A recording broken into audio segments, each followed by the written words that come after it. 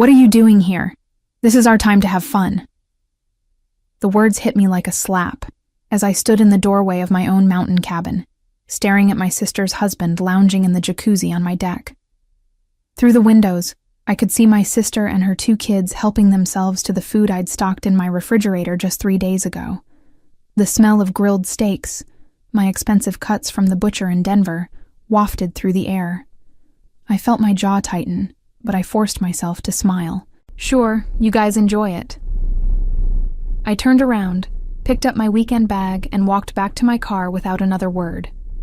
Behind me, I heard laughter. My sister called out something that sounded like, "Don't be so dramatic," but I didn't stop. I got in my car, started the engine, and drove down the mountain road with my hands gripping the steering wheel so hard my knuckles turned white. My name is Erica, and I'm 29 years old. I work as a project manager at Northrise Apparel in Boulder, Colorado, and I'd been looking forward to this weekend for months. The past 3 weeks had been brutal. Back-to-back deadlines, a product launch that nearly fell apart, and a team member who quit without notice. I needed this break. I needed the quiet of my cabin, the sound of wind through pine trees, and the peace that came from being completely alone. But apparently, my sister had other plans. The cabin had been mine for 2 years. I'd saved for it, sacrificed for it, worked overtime and skipped vacations to afford the down payment. It sat on 3 acres near Breckenridge, with a view of the mountains that made every hardship worth it. When I bought it, my family had been skeptical. My mother said it was too expensive. My father wondered why I needed to be alone so much. My sister, Vanessa, had laughed and said I was trying too hard to prove something. Vanessa was 32, married to a man named Craig, and they had 2 children, a boy of 7 and a girl of 5. She'd always been the golden child in our family. She got married young, had kids right away, and seemed to live the life our parents had always wanted for both of us. Meanwhile, I was the odd one out. Single, focused on my career, and apparently too independent for my own good. I'd bought the cabin as a refuge, a place where I could breathe, a place where no one could tell me what I should be doing with my life, or when I should settle down. I'd made it clear to my family that this was my personal space. I'd even said it directly to Vanessa after she'd asked to borrow it for a weekend last summer. I told her no. I explained that I needed one place that was just mine. She'd seemed understanding at the time. She'd said she got it. She'd even apologized for asking. But clearly that understanding had an expiration date. As I drove down the winding mountain road toward Boulder, my phone started buzzing. I glanced at the screen. Vanessa. I let it go to voicemail. She called again. Voicemail. Then a text appeared. "Why are you being so weird? We're family. You can share." I pulled over at a gas station and sat there for a moment, trying to process what had just happened. I'd driven 3 hours to get to my cabin. I'd packed my favorite books, planned to hike the trails I loved, and imagined spending Saturday morning on my deck with coffee and silence. Instead, I'd found my sister's family using my space like it was a public park. How had they even gotten in? I had the only key. Then I remembered. Last Christmas, Vanessa had asked if she could borrow a key in case of emergencies. She said she worried about me being up there alone. She said it would give her peace of mind to know she could check on the place if something happened. I'd hesitated, but our mother had been sitting right there, nodding along, saying how thoughtful Vanessa was. So I'd given her a spare key. I'd told her it was only for emergencies. This was not an emergency. I texted back, "You didn't ask." Her response came immediately. "I didn't think I had to. It's just a cabin. You're not even using it every weekend." I stared at those words. Just a cabin. As if 2 years of saving and sacrifice meant nothing. As if my need for personal space was unreasonable. As if my boundaries didn't matter because I wasn't using something every single moment. I didn't respond. I started the car and drove back to my apartment in Boulder, my weekend ruined and my mind racing. I couldn't shake the image of Craig in my jacuzzi, laughing at me. I couldn't forget the casual way Vanessa had dismissed my feelings, and I couldn't stop thinking about how my family always expected me to be the one who compromised, who shared, who made room for everyone else. Not this time. By the time I got home, the sun was setting. I walked into my apartment, dropped my bag on the floor, and sat down on my couch. I wasn't angry anymore. I was something colder, something more deliberate. I pulled out my phone and started making a list. The next morning, I woke up with the same cold clarity I'd felt the night before. I made coffee, sat at my kitchen table, and started researching. I needed to understand exactly what my options were. The cabin was legally mine. My name was on the deed, the mortgage was in my name, and I paid every bill associated with it. Vanessa had no claim to it beyond the spare key I'd foolishly given her. But I knew my family. If I simply asked for the key back, there would be drama. Vanessa would cry. My mother would call and tell me I was being selfish. My father would say I was overreacting. They'd done it before. Growing up, I'd learned that setting boundaries with my family was considered rude. When I was 16, I'd asked for a lock on my bedroom door because Vanessa kept coming in and borrowing my clothes without asking. My mother had refused, saying families didn't lock doors. When I was 22 and moved into my first apartment, my parents had been hurt that I didn't want them to have a spare key. They'd said I was shutting them out. But I wasn't shutting them out. I was protecting myself. Over the years, I'd noticed a pattern. Vanessa would ask for something: money, time, help with the kids. And I'd say yes because saying no felt impossible. Our parents would praise her for being a devoted mother and praise me for being a supportive sister.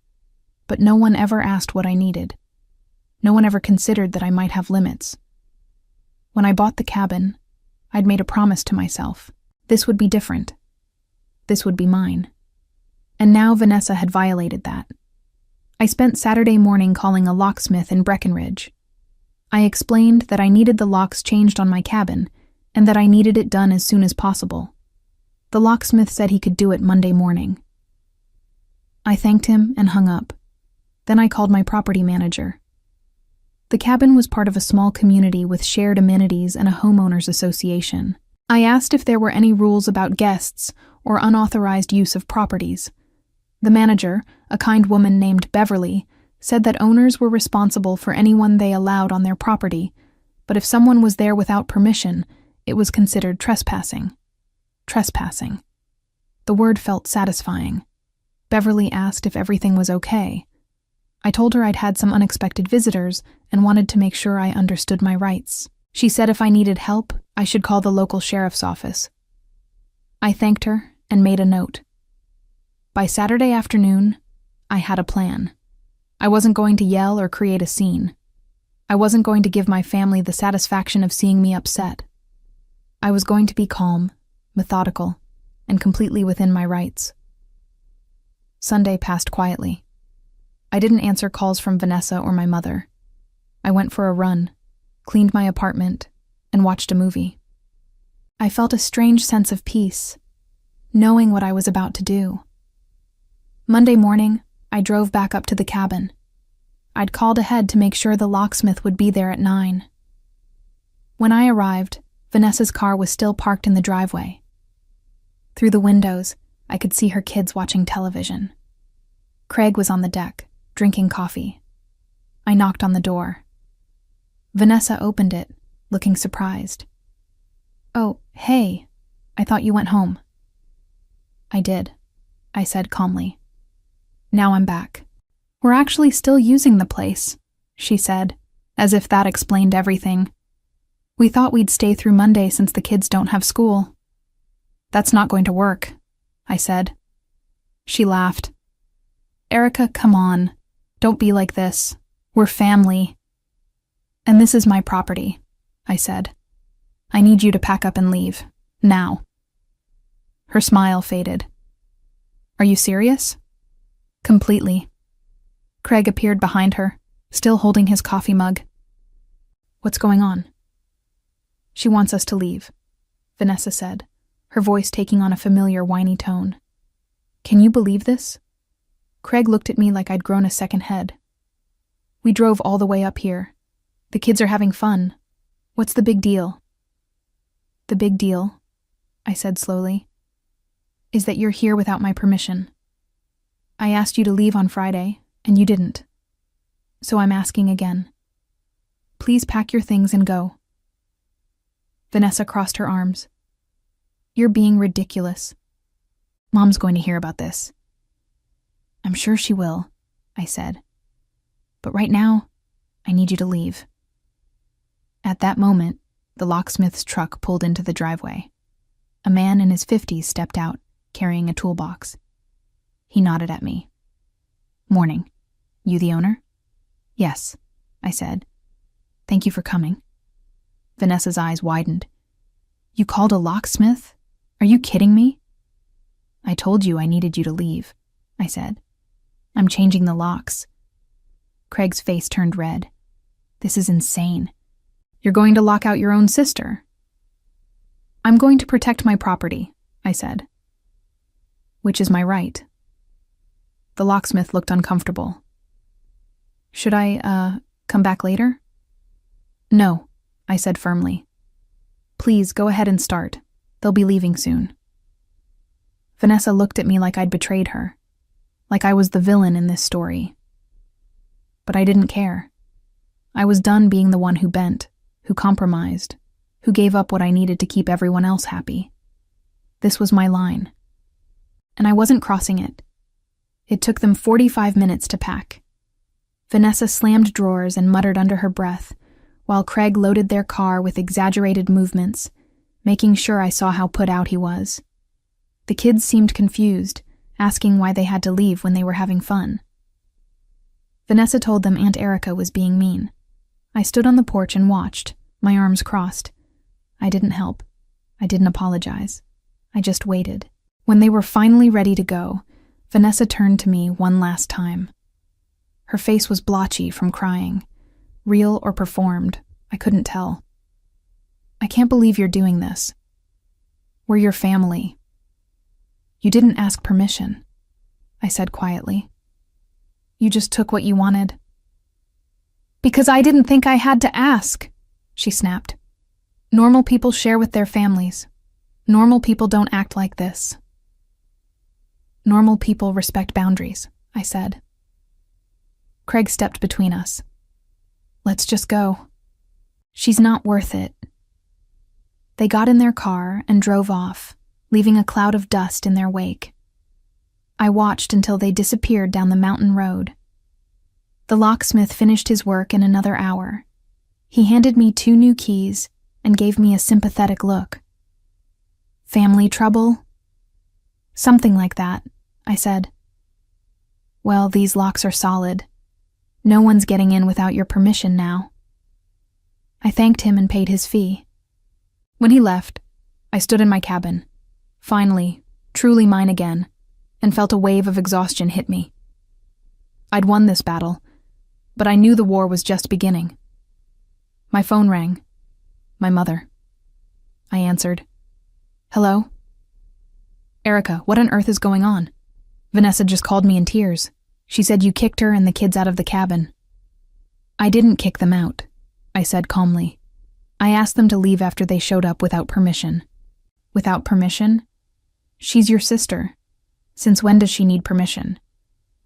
"Since it's my property and I have a right to decide who uses it." My mother's voice rose. "You sound like a lawyer, not a daughter. This is family. We share things in this family." "No, Mom," I said. "You expect me to share things. But when I say no, that's somehow wrong." "You're being selfish," she said. "Vanessa needed a break. She has 2 kids to take care of. You're single and you have all the time in the world. Why couldn't you just let them stay?" I closed my eyes and took a breath. This was the script I'd heard my entire life. Vanessa needed things. Vanessa deserved things. And I was supposed to step aside and make room. Because I needed a break too, I said. And this is my cabin. I worked for it. I paid for it. And I have the right to say no. Your father and I are very disappointed in you, my mother said, her voice cold. We raised you to be kinder than this. You raised me to put everyone else first, I said. But that's not kindness. That's just being a doormat. She gasped. How dare you speak to me like that? I'm not trying to be disrespectful, I said. I'm just trying to set boundaries. And if that makes me selfish, then I guess I'm selfish. She hung up. I sat down on my couch and stared at the wall. Part of me felt guilty. Part of me wondered if I was overreacting. But another part of me, a stronger part, knew I was right. For the rest of Monday, I ignored the calls and texts from my family. I went for a hike, made myself dinner, and sat on my deck as the sun set behind the mountains. The silence was perfect. The air was cool. And for the first time in years, I felt like I could breathe. But as the night went on, I couldn't shake the feeling that this wasn't over. Vanessa wasn't the type to let things go. She'd always been the one who got her way, who played the victim when things didn't work out, who manipulated our parents into taking her side. And now I'd embarrassed her. I'd made her look bad in front of her husband and kids. She wouldn't forgive that. I pulled out my phone and opened my email. I scrolled through old messages until I found the one I was looking for, a conversation I'd had with Vanessa 6 months ago. She'd asked to borrow $5,000 for a down payment on a new car. I'd said no. She'd gotten angry and accused me of being stingy. I'd explained that I was saving for the cabin and couldn't afford it. She'd responded, "You always put yourself first." I stared at that message for a long time. Then I opened a new note on my phone and started writing down everything I could remember. Every time Vanessa had borrowed money and never paid it back. Every time she'd guilt-tripped me into babysitting when I had plans. Every time she'd taken something of mine without asking and acted like I was the problem when I objected. The list was long. I didn't know what I was going to do with it yet. But I knew I needed to document everything. Because if this escalated, and I had a feeling it would, I wanted to be prepared. Tuesday morning, I drove back to Boulder and went to work. My coworker, a woman named Jenna, asked how my weekend was. I gave her a vague answer. She didn't push, but as I sat at my desk, staring at spreadsheets and project timelines, I couldn't stop thinking about what had happened. Vanessa had crossed a line. My family had dismissed my feelings, and I was done pretending it didn't matter. I opened my laptop and started searching for property lawyers in Colorado. I didn't know if I'd need one, but I wanted to be ready. Because something told me this was only the beginning. The rest of Tuesday passed in a blur. I went through the motions at work, attended meetings, responded to emails, reviewed design mock-ups. But my mind kept drifting back to the cabin. By the time I got home that evening, I had 17 missed calls. 12 from my mother, 3 from Vanessa, and 2 from my father. I made myself dinner, poured a glass of wine, and finally listened to the voicemails. My mother's messages started out stern and disappointed, then gradually shifted to worried and pleading. "Erica, please call me back. We need to talk about this. Your sister is very upset. The kids are asking why you don't love them anymore. Please just call me." Vanessa's messages were different. The first one was angry. "I can't believe you changed the locks. That's so petty. You're acting like a child." The second one was manipulative. "I guess I know where I stand with you now, after everything I've done for you." The third one was silent, except for the sound of her crying. My father's messages were brief. "Your mother is very upset. Call her." And then, hours later, "Erica, this has gone too far. You need to apologize to your sister." I deleted them all. Wednesday morning, I woke up to a text from Vanessa. "Mom had to take blood pressure medication because of the stress you caused. I hope you're happy." I put my phone down and got ready for work. I wasn't going to engage. I wasn't going to defend myself. I'd done nothing wrong, and I refused to be manipulated into feeling guilty. But as the day went on, the texts kept coming. Vanessa. My mother. Even my Aunt Patricia, who I hadn't spoken to in 2 years, sent me a message saying she was disappointed in me, and that family was supposed to forgive each other. Forgive each other for what? I hadn't done anything that required forgiveness. I'd simply enforced a boundary. By Thursday, I was exhausted. The constant barrage of messages and calls was wearing me down. I started to doubt myself. Maybe I was overreacting. Maybe I should have just let them stay. Maybe I was being selfish. Then, on Thursday afternoon, something happened that changed everything. I received an email from Beverly, my property manager. The subject line read, "Incident report, your property." My stomach dropped as I opened it. The email explained that a neighbor had reported seeing people at my cabin on Wednesday evening. Beverly had driven up to check on it and found that someone had broken a window on the back door and entered the property. Nothing appeared to be stolen, but there was evidence that someone had been inside. Muddy footprints, dishes left in the sink, and the thermostat turned up. Beverly had called the sheriff's office.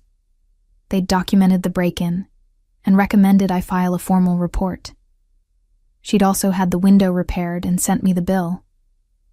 I stared at the email, my hands shaking. Someone had broken into my cabin, and I had a pretty good idea who it was. I immediately called Beverly. She answered on the second ring. "I just got your email," I said. "Do you know who did this?" "The sheriff took some photos," she said. But there were no fingerprints or clear evidence. Whoever did it was careful. "Was there a car in the driveway?" I asked. "The neighbor said they saw a dark SUV, but they didn't get a plate number. Do you have any idea who might have done this?" I hesitated. If I accused Vanessa without proof, I'd look paranoid. But if I didn't say anything, she might do it again. "I have a suspicion," I said carefully, "but I can't prove it yet." "Well, I'd recommend installing security cameras," Beverly said. "And if you think someone specific might be targeting your property, you should let the sheriff know." I thanked her and hung up. Then I sat at my desk, staring at the wall, feeling a rage I'd never experienced before. Vanessa had broken into my cabin. I was sure of it. She'd been angry about being kicked out, angry about the locks being changed, and she'd decided to prove a point. She'd probably convinced Craig to drive up there in the middle of the week, break the window, and use the place anyway. It was deliberate. It was vindictive. And it was illegal. I picked up my phone and called the sheriff's office in Breckenridge. A deputy answered, and I explained that I was the owner of the cabin and that I wanted to file a formal report about the break-in. He took down my information and said someone would follow up with me. Then I did something I should have done days ago. I called a property lawyer. His name was Keith, and he specialized in real estate disputes.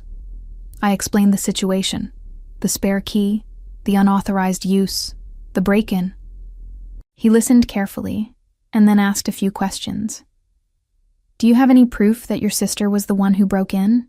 he asked. "Not yet," I said. "But I'm going to get it." "Good," he said. "In the meantime, I'd recommend documenting everything.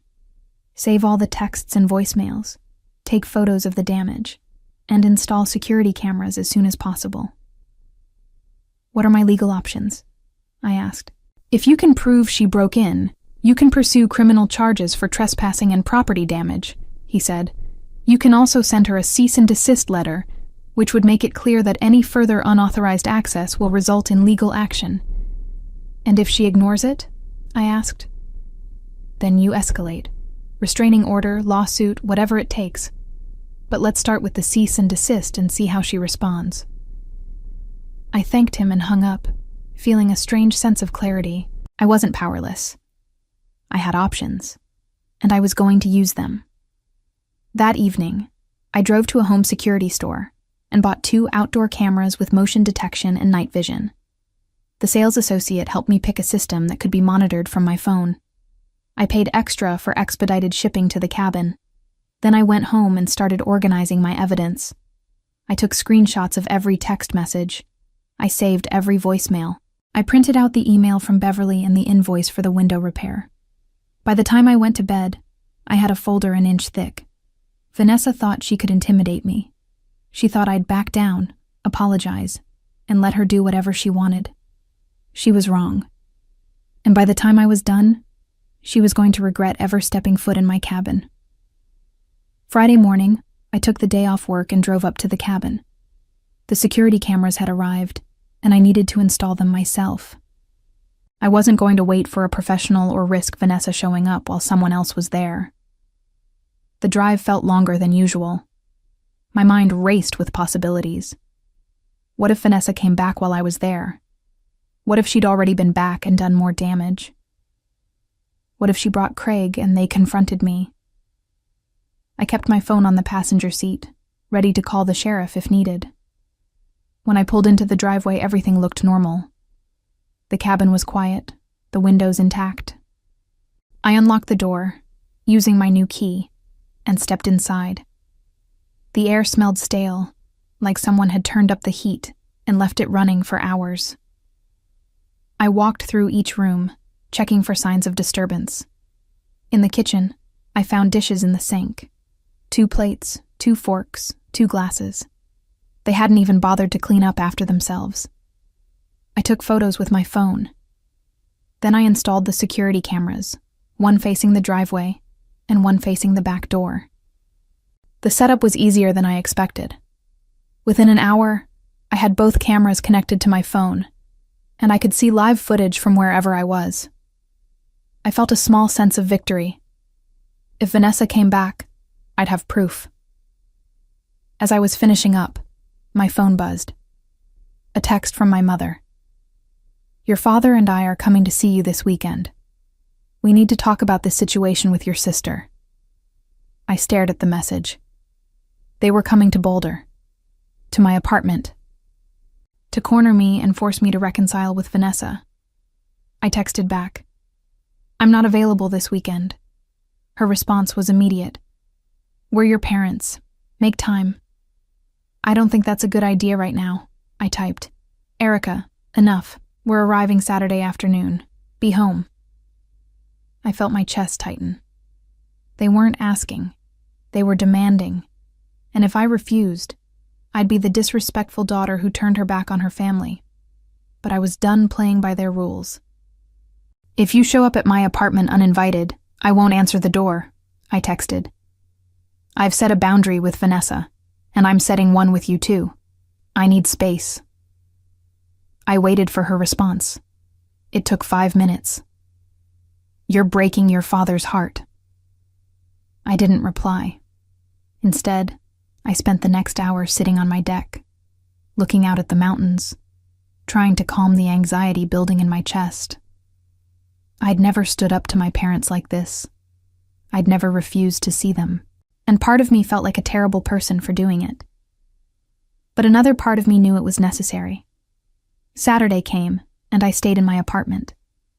I turned off my phone and spent the day reading, cleaning, and trying not to think about whether my parents had actually driven to Boulder. Around 5 in the afternoon, I turned my phone back on. 8 missed calls, 12 text messages. The first few texts were from my mother, saying they were outside my building and I needed to come down. Then the messages shifted to anger. "I can't believe you're doing this. Your father is devastated. This is the last straw, Erica." Then, finally, a message from my father. "We drove 3 hours to see you, and you won't even open the door.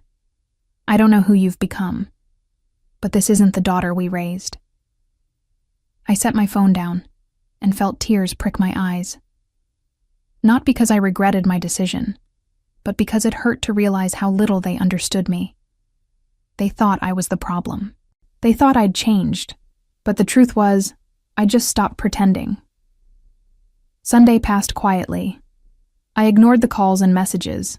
I went for a run, cooked a nice meal, and watched the sunset from my balcony. But Monday morning brought a new surprise. I woke up to an alert on my phone, a notification from the security camera at the cabin. Motion detected. I opened the app and saw a dark SUV parked in my driveway. 2 figures were walking toward the cabin. I zoomed in on the video. It was grainy, but I could make out enough details. One of the figures was tall and broad-shouldered. Craig. The other was shorter, with long hair. Vanessa. They were back. My heart pounded as I watched them walk up to the front door. Craig tried the handle, found it locked, then walked around to the back.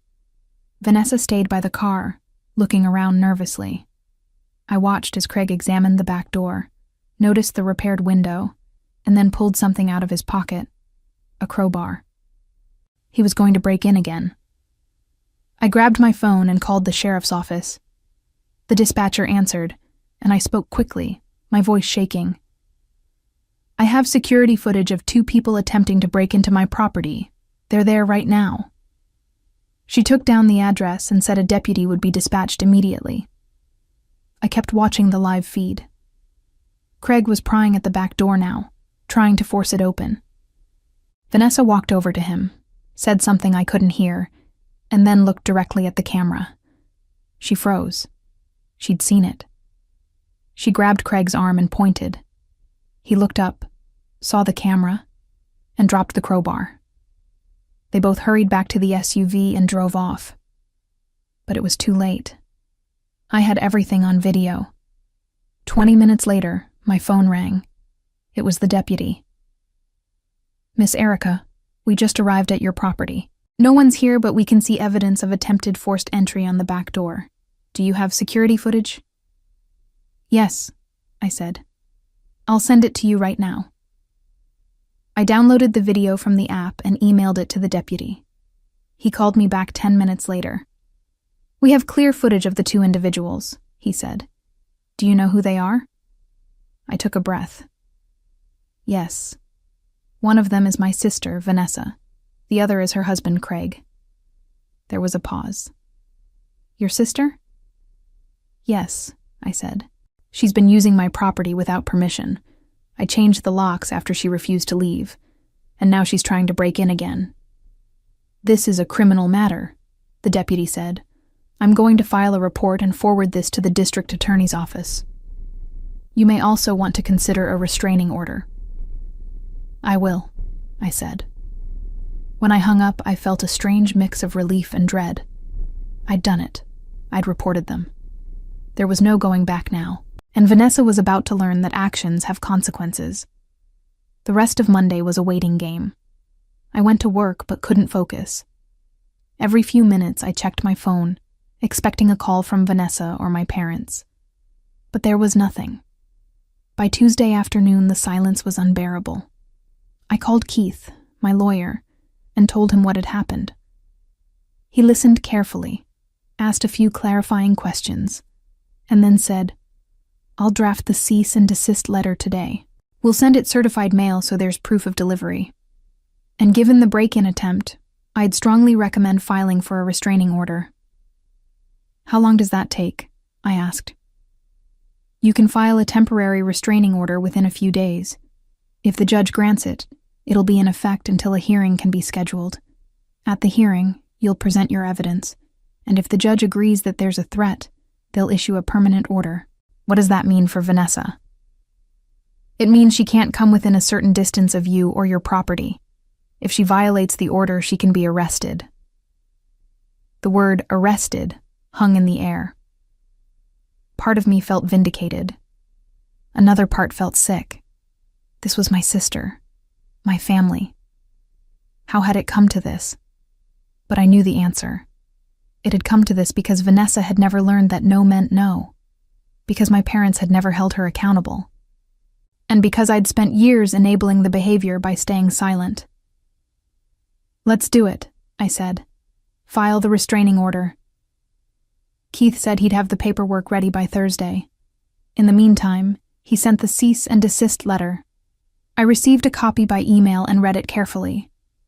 It was formal, legal, and unambiguous. It stated that Vanessa and Craig were prohibited from entering my property, contacting me, or coming within 100 feet of the cabin. It outlined the evidence of trespassing and property damage, and it warned that any further violations would result in criminal charges. I imagined Vanessa opening that letter.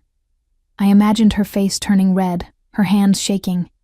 I imagined her calling my mother, crying, saying I was ruining her life. Good. Wednesday evening, I received a call from an unknown number. I almost didn't answer, but something made me pick up. Erica? The voice was familiar but strained. Craig? Yeah, listen. We need to talk. I felt a surge of anger. I don't think we have anything to talk about. Come on, he said. This has gotten way out of hand. Vanessa's really upset. Your mom is upset. Everyone's upset. Can't we just work this out like adults? I tried to work it out like adults, I said. I asked you to leave my property. You laughed at me. Then you broke in. We didn't break in, he said quickly. The door was already open. Don't lie to me, I snapped. I have video footage of you trying to pry open the back door with a crowbar. There was a long silence. Look, he said finally. Vanessa just wanted to use the cabin. She didn't think it was a big deal. You're making this into something it's not. She broke into my property, I said slowly. That's not nothing. That's a crime. Come on, Erica. She's your sister. Are you really going to press charges? If she comes near my property again, yes. You're being ridiculous, he said, his tone shifting from conciliatory to irritated. This is family business. It doesn't need to involve lawyers and cops. It became legal business the moment you broke my window, I said. And I've already filed a police report. So unless you want things to get worse, I suggest you stay away from my cabin. Vanessa's right about you, he said coldly. You're selfish. You act like you're so independent and successful, but really, you're just lonely and bitter. That's why you can't share anything. Because you don't have anyone in your life who actually matters. His words stung, but I didn't let him hear it in my voice. Goodbye, Craig. I hung up. I sat on my couch, shaking. Part of me wanted to cry. Part of me wanted to scream. But mostly, I felt a deep, burning anger. Because Craig's words weren't just insults. They were a reflection of how my family saw me. Selfish, lonely, bitter. They didn't see my hard work. They didn't see my sacrifices. They didn't see that I'd built a life I was proud of, a life that didn't require their approval. All they saw was someone who wouldn't bend to their will. Thursday morning, Keith called. The restraining order has been filed. There's a hearing scheduled for next Tuesday. You'll need to be there to present your evidence. What should I bring? I asked. Everything. The video footage, the police report, the texts, the emails. The more documentation you have, the stronger your case. I spent the rest of Thursday organizing my evidence into a binder. I printed out screenshots of the security footage, showing Vanessa and Craig at the cabin. I included the police report, the invoice for the window repair, and every text message Vanessa had sent me over the past 2 weeks. By the time I was done, the binder was over 50 pages long. Friday afternoon, I received a call from my mother. I almost didn't answer, but I decided I owed her one last conversation. Hello, I said. Erica, I just found out you filed a restraining order against your sister. Is that true? Yes. How could you do this? Her voice was high and strained. She's your sister. You're taking her to court? She broke into my cabin, Mom. Twice. I didn't have a choice. She made a mistake, my mother said.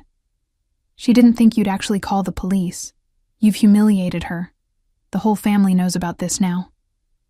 I didn't humiliate her, I said. She humiliated herself by breaking the law. You're tearing this family apart, she said, and I could hear her crying now. Your father and I are heartbroken.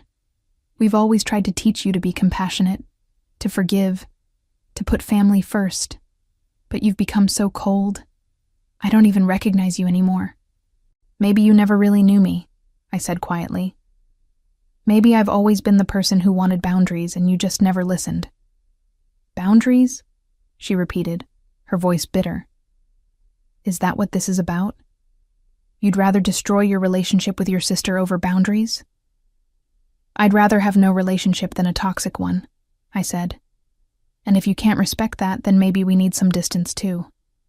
She gasped. You don't mean that. I do, I said. I love you, Mom, but I can't keep sacrificing my own well-being to make you happy. She hung up. I set the phone down and stared out the window. The sun was setting, casting long shadows across my apartment. I felt empty, exhausted, but also strangely free. For the first time in my life, I'd chosen myself, and I wasn't going to apologize for it. The weekend before the hearing, I drove up to the cabin one last time. I needed to see it with my own eyes, to walk through the space that had caused so much conflict. The security cameras were working perfectly, and I'd received no alerts since the attempted break-in. The cabin was quiet, untouched, exactly as I'd left it. I spent Saturday cleaning, organizing, and taking inventory. I wanted everything documented in case there were future disputes. I photographed every room, every piece of furniture, every detail. I updated my insurance policy and made sure all my paperwork was in order. On Sunday morning, I sat on the deck with my coffee and watched the sunrise. The mountains looked beautiful, covered in snow at their peaks. The air was crisp and clean. And for the first time in weeks, I felt truly at peace. This place was mine. I'd earned it, and I wasn't going to let anyone take it from me. Monday evening, Keith called to go over the hearing procedure. The judge will hear from both sides, he explained. You'll present your evidence first. Then Vanessa will have a chance to respond. Be prepared for her to deny everything or claim you're exaggerating. What if she brings my parents? I asked. They can attend, but they can't testify unless they have direct knowledge of the incidents. The judge will focus on the facts, the break-ins, the property damage, the threatening behavior. And if the judge grants the restraining order, then Vanessa will be prohibited from contacting you or coming within a specified distance of you and your property. Typically, it's 100 yards. If she violates it, she can be arrested immediately. I hung up feeling nervous but determined. This was really happening. I was taking my sister to court. Tuesday morning, I dressed carefully. A navy blazer, gray slacks, simple jewelry. I wanted to look professional, calm, composed. I arrived at the courthouse 30 minutes early and sat in the hallway, reviewing my binder one last time. At 9:15, I saw them arrive. Vanessa, Craig, my mother, and my father. They walked down the hallway together, and when they saw me, they stopped. My mother's face was pinched with disapproval. My father looked tired and sad. Craig glared at me openly. And Vanessa. Vanessa looked scared. Good. She should be scared. Keith arrived a few minutes later. He shook my hand, reviewed the evidence quickly, and said, "You're going to do great. Just stick to the facts and stay calm." When we entered the courtroom, I felt my heart racing. The judge was a middle-aged woman with sharp eyes and a no-nonsense demeanor. She reviewed the case file, looked at both parties, and said, "Let's begin." Keith presented our case methodically. He showed the security footage of Vanessa and Craig attempting to break into the cabin. He submitted the police report, the invoices for repairs, and the documentation of the first break-in. He read excerpts from Vanessa's threatening text messages. The judge watched the footage carefully, her expression unreadable. When the video showed Craig with the crowbar, she made a note on her legal pad. Then it was Vanessa's turn. She didn't have a lawyer. Probably couldn't afford one. She stood up, her hands shaking, and said, "Your Honor, this is all a misunderstanding. Erica is my sister. We've always shared things in our family. I thought I had permission to use the cabin. When she changed the locks, I just wanted to talk to her, to understand why she was shutting me out. I never meant to break in. The door was already damaged when we got there. The judge looked at her skeptically. You're saying the door was already damaged? Yes, Your Honor. The judge glanced at the footage again. This video clearly shows your husband attempting to force entry with a crowbar. How do you explain that? Vanessa's face flushed.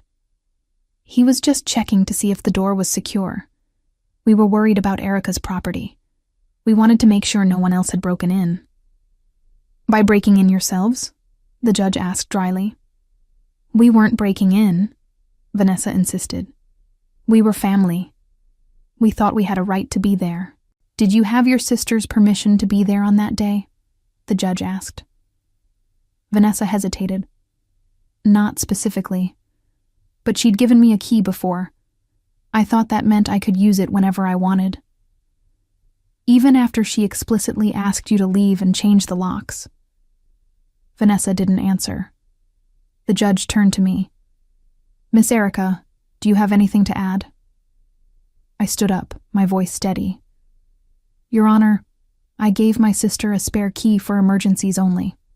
I made that clear when I gave it to her. When I arrived at my cabin and found her family there without permission, I asked them to leave. They refused. I changed the locks to protect my property, and then they broke in again. This isn't about sharing. This is about respecting boundaries and following the law. The judge nodded. She reviewed the evidence one more time, then looked up. I've seen enough. The evidence clearly shows a pattern of trespassing and property damage. I'm granting the restraining order.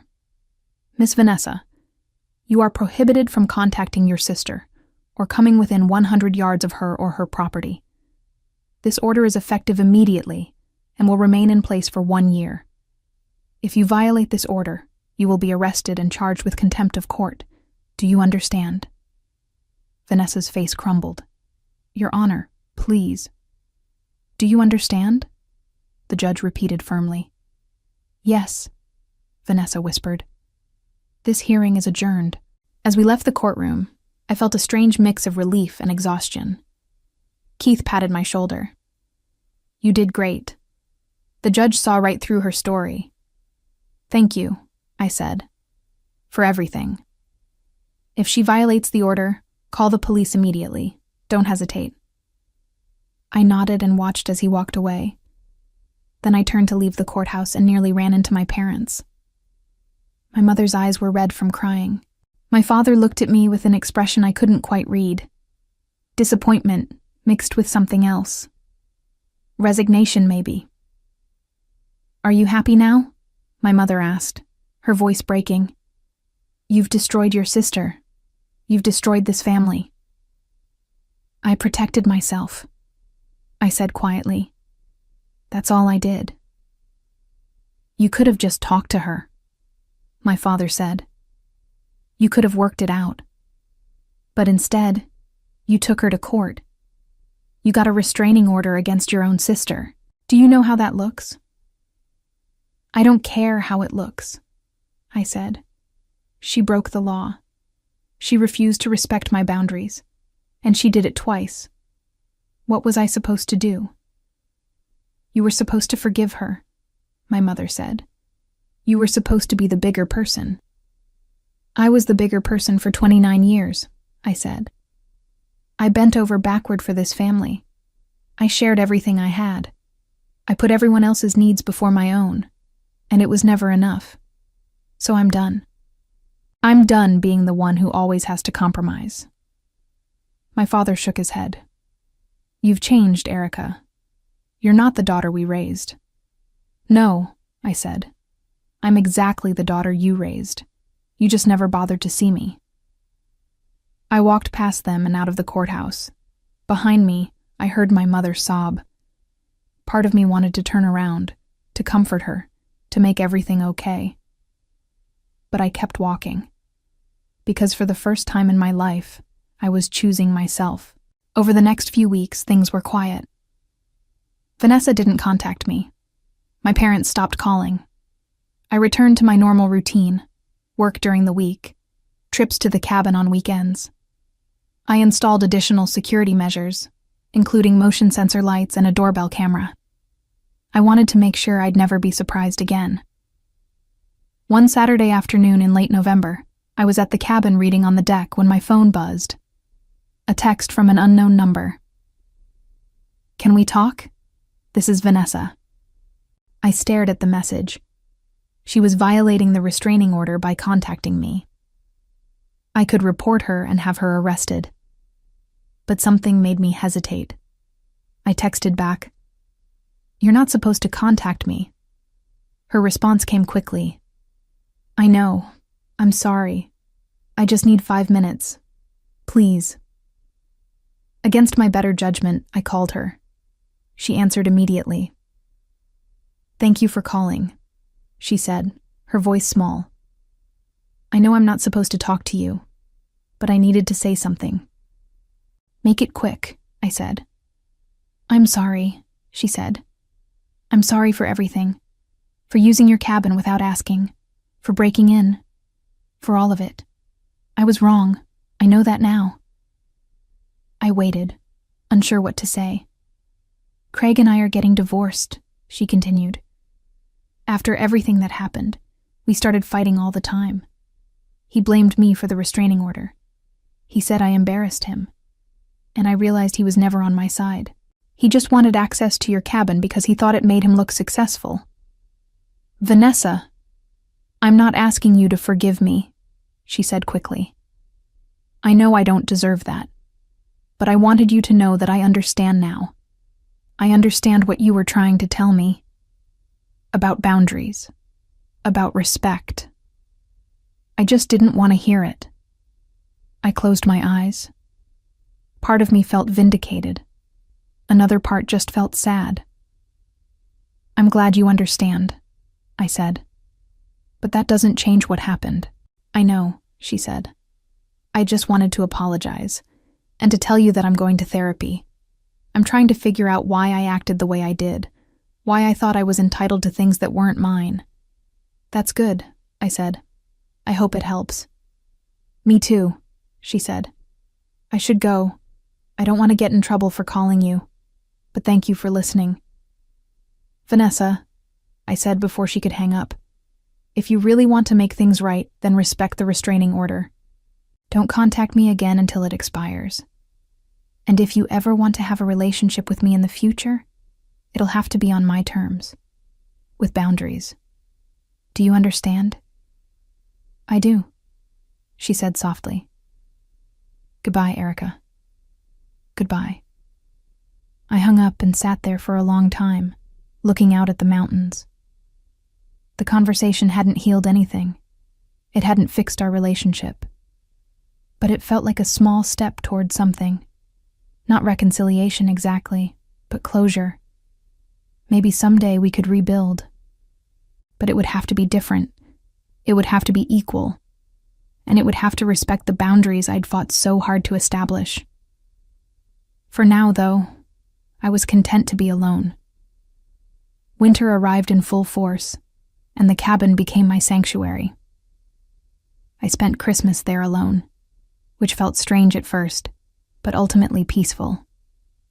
I cooked a small dinner, watched the snow fall, and read by the fireplace. It was the first holiday I'd ever spent without my family, and it was surprisingly liberating. In January, I received a notice that the restraining order hearing had been finalized. The judge had made it permanent for 1 year, with the option to renew if necessary. I filed the paperwork away and tried not to think about it. Work kept me busy. I led a major project launch in February, which earned me recognition from the company's executive team. My boss mentioned the possibility of a promotion to senior project manager. I threw myself into my career with renewed energy, grateful for the distraction. But the real change came in March. I was at the cabin one weekend when Beverly, my property manager, stopped by. She was checking on the neighborhood and wanted to make sure everything was okay after the incidents in the fall. "No problems," I told her. "The security cameras have been great. No more surprise visitors." "Good," she said. "I'm glad you're feeling safe here. You know, there's been a lot of interest in properties in this area lately. Values have gone up significantly." "Really?" I asked, surprised. "Oh, yes. If you ever thought about selling, you'd make a good profit." I thanked her for the information, but I had no intention of selling. This cabin wasn't an investment. It was my refuge. Still, her comment got me thinking. I'd spent so much time and energy fighting to keep this place. I'd damaged relationships and caused family rifts. Was it worth it? I sat on the deck that afternoon and really thought about the question. And the answer was yes. Not because the cabin was some perfect piece of real estate. Not because it was worth a certain amount of money. But because it represented something bigger. It represented my right to say no. My right to have something that was mine alone. My right to set boundaries and expect them to be respected. If I'd given in, if I'd let Vanessa use the cabin whenever she wanted, if I'd accepted my family's expectation that I should always share, I would have lost more than just a property. I would have lost myself. By April, I'd settled into a new normal. I spoke to my parents occasionally, though the conversations were stiff and formal. We talked about weather and work, but we avoided discussing Vanessa or the restraining order. It wasn't the relationship I'd hoped for, but it was honest. And that was enough. One Saturday in May, I was hiking near the cabin when I ran into a woman around my age walking her dog. We struck up a conversation, and she mentioned she'd just moved to the area from Denver. "I'm Bethany," she said, smiling. "I bought a place about a mile up the road." "I'm Erica. I have a cabin just down the hill." We ended up hiking together for an hour, talking about work, life, and why we both loved the mountains. It was easy and comfortable, and when we parted ways, she said, "We should do this again sometime." "I'd like that," I said. Over the next few months, Bethany and I became friends. She was a graphic designer who worked remotely, and like me, she valued her independence and solitude. We hiked together, shared meals, and talked about everything from careers to relationships to family drama. She was the first person I'd met in years who seemed to genuinely understand me. One evening in late August, we were sitting on my deck watching the sunset when she asked, "Do you ever regret it? The whole thing with your sister?" I thought about it for a moment. Sometimes I regret how it happened. I wish it hadn't gotten so ugly. But I don't regret standing up for myself. "Good," she said. "You shouldn't. What you did took courage." "It didn't feel courageous," I admitted. "It felt terrifying." "That's what courage is," she said. "Doing the right thing even when it's terrifying." As summer turned to fall, I realized something. I was happy. Not in a loud, dramatic way, but in a quiet, steady way that felt sustainable. I had a job I was good at, a place I loved, and a friend who understood me.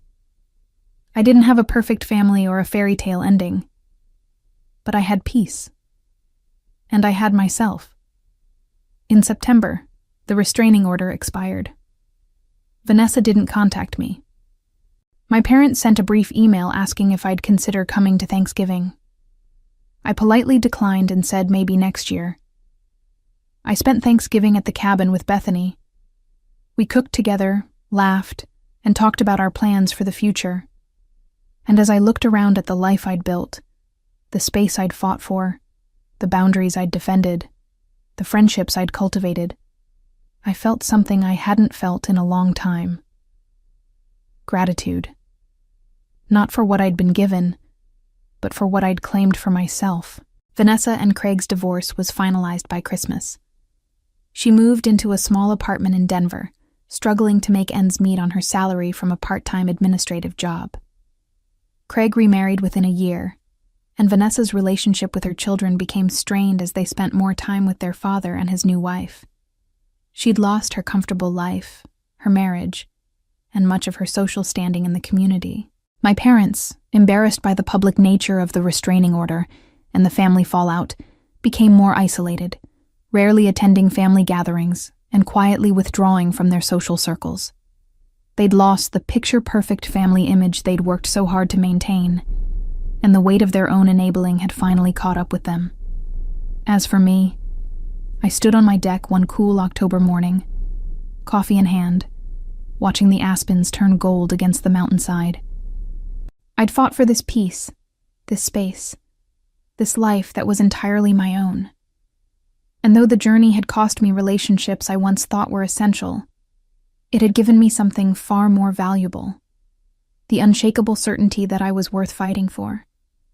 Some battles, I'd learned, weren't about revenge at all. They were about reclaiming the parts of yourself you'd given away for far too long.